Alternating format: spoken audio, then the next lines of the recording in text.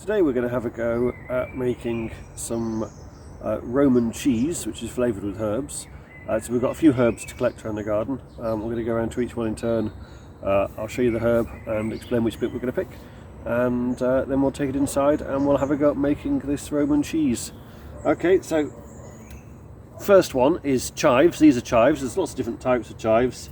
These are regular chives. You can get ones with white flowers. There's garlic chives.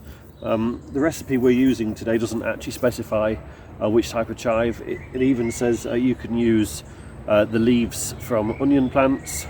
And one thing about historic recipes is they almost never tell you the quantities that you need. So it's a bit of potluck, or a bit of a guess. It's a fair amount of cheese we need to make this, so I'm going to pick quite a few of the different herbs. Okay, so we'll move on to the next one in a second.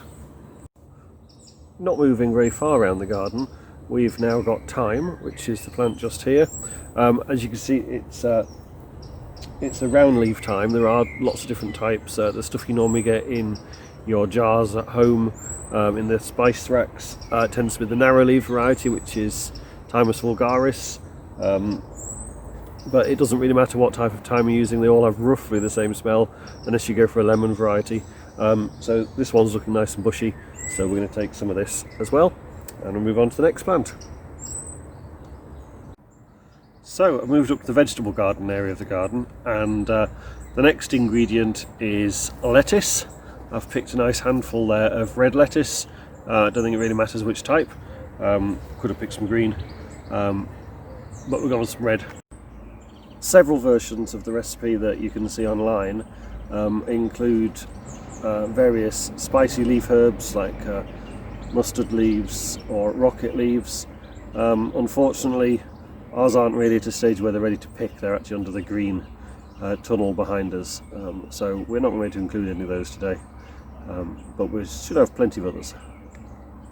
Now, one thing that we do need, and lots of, because it's supposed to be a garlic-centric dish, is garlic, and the crop to the side of me there is our crop of garlic. We've grown quite a bit this year. It seems to have done really, really well in this part of the garden.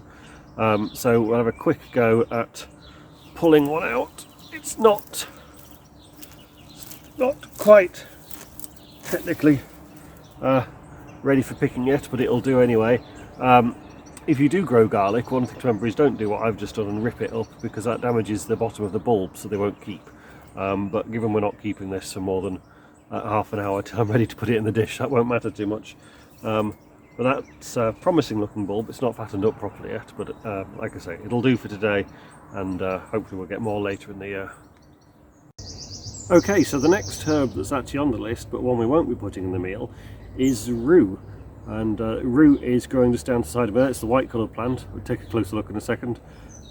Rue is still often kept in herb gardens, and it tends to have medicinal uses these days, but the Romans like to use it in their cooking. And the reason we won't be is because it can be somewhat unpleasant on the insides.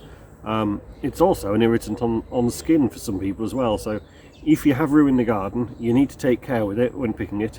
Some people aren't susceptible, so that'll be alright, but it can give very, very nasty burns on the skin, often as a reaction with sunlight. So you don't notice them at first, then a bit later on in the day, once they've been exposed to some sunlight, you get nasty blisters popping up. So that's rue, something that should be going on this dish, but we won't be.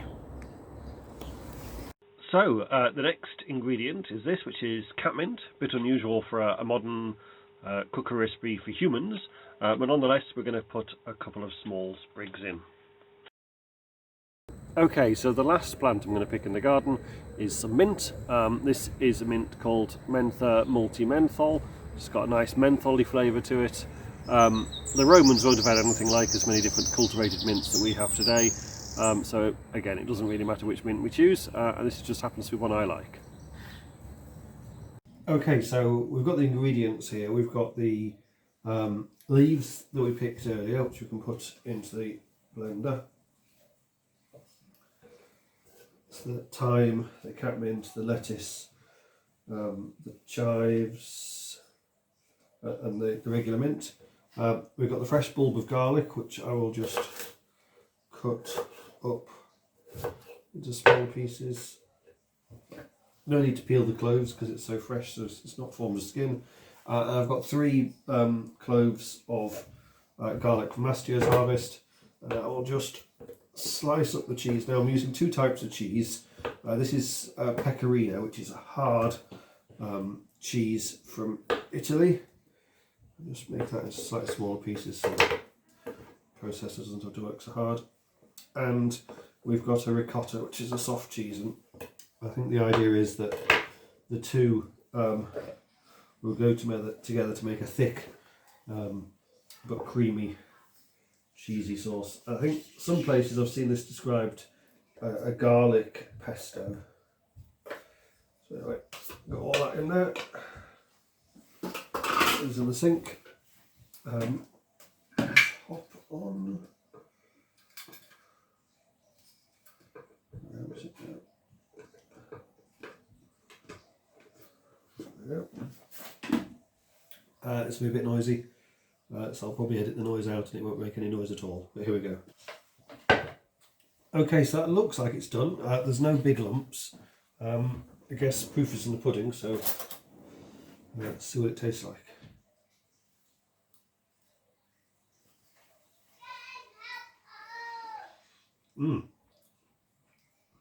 Wow. It's certainly garlicky. Quite tangy. And the cheese flavour is nice. Yeah, that's quite a nice garlic cheese dip. So there we have it, our finished Roman garlic pesto.